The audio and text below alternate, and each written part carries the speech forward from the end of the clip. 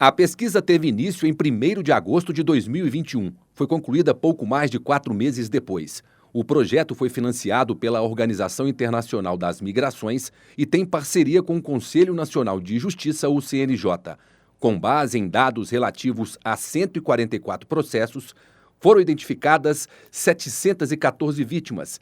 688 são mulheres, mais de 96% do total. 6 são homens, o que representa menos de 1%. Nos outros casos, as decisões judiciais não informaram gênero.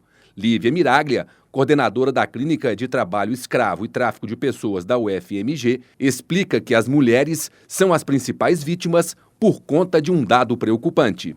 A grande maioria desses crimes de tráfico internacional de pessoas eram para fins de exploração sexual. A gente sabe, até historicamente falando, mas culturalmente também, a grande maioria das vítimas de tráfico para fins de exploração sexual são mulheres, que é o produto, né, digamos assim, né, as mulheres são tratadas como um produto nesses crimes que justificaria aí essa grande desproporção entre o número de vítimas mulheres e vítimas do sexo masculino. Segundo a pesquisa, a Espanha é o país que mais recebe as vítimas traficadas do Brasil. O trabalho não só teve o cuidado de identificar o destino das vítimas e quem são elas. Traçou ainda pontos importantes, como quem são os traficantes, os réus, as pessoas que estão na ponta dessa exploração. Foi aí que veio uma surpresa para os pesquisadores. A maioria das pessoas responsáveis pelo tráfico de mulheres são exatamente outras mulheres. Não se sabe ainda bem o motivo disso. Existem várias hipóteses que precisam ser apuradas. A gente não conseguiu comprovar com os dados que a gente tem em mãos, mas uma delas seria de que essas mulheres um dia já passaram já foram vítimas e vão, né, escalonando aí nessa cadeia e se tornando talvez as que também vão levar as outras para lá. Ou é um dado que nos pareceu surpreendente. A gente nunca imaginou que a maioria mulheres fariam isso. Eu acho que a gente crê no ser humano, né, na bondade do ser humano, e que uma mulher que passa por isso já sabe como é que é, ou pelo menos que consegue imaginar, né, o que é passar por uma exploração sexual como essa, ela não faria a mesma coisa com uma outra mulher, mas ao que tudo indica, né, não é bem assim. Outro dado da pesquisa chamou a atenção: a demora em se punir os culpados. A duração dos processos analisados chega, em média, a quase 4.000 dias, o que corresponde a mais de 10 anos e 10 meses para a conclusão.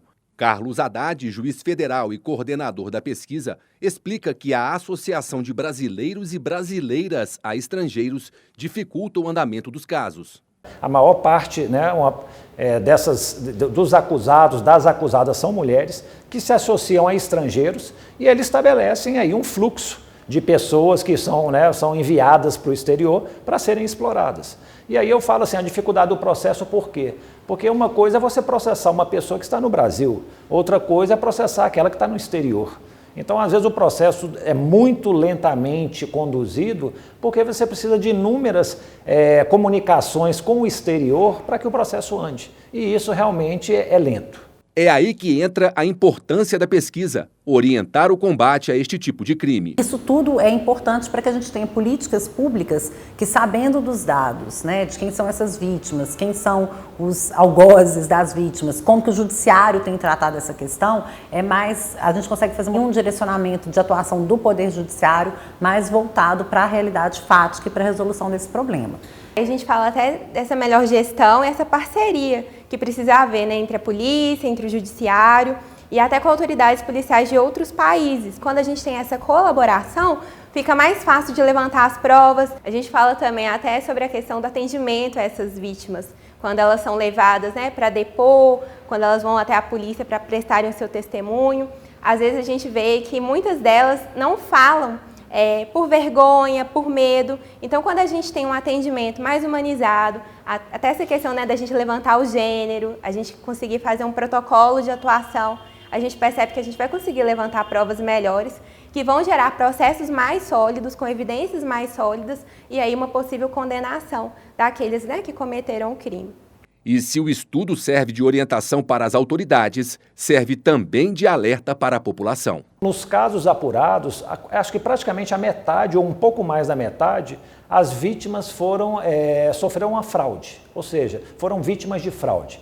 Provavelmente fizeram uma proposta para ela assim, encantadora, ou então um atraente, de que poderia ter assim, ganhos melhores no exterior, né? Ou então até nem sequer soubesse que seria para a prostituição. Às vezes oferece um emprego, né? Ah, você vai trabalhar aqui numa loja, você vai ser um manequim, vai ser um modelo. Então, assim, as hipóteses são muitas, mas realmente eu acho que é a tendência da pessoa de acreditar nessas propostas, de ser enganada e quando chega lá vê que a realidade é totalmente diferente. Não acreditem em milagres, em propostas maravilhosas. Você vai viajar para o exterior, não deixe o seu passaporte na mão de ninguém. E elas têm um passaporte retido, elas ficam reféns, né, do aliciador, daquele que é o explorador, o traficante. Procure manter um contato com a família, procure deixar um telefone, um endereço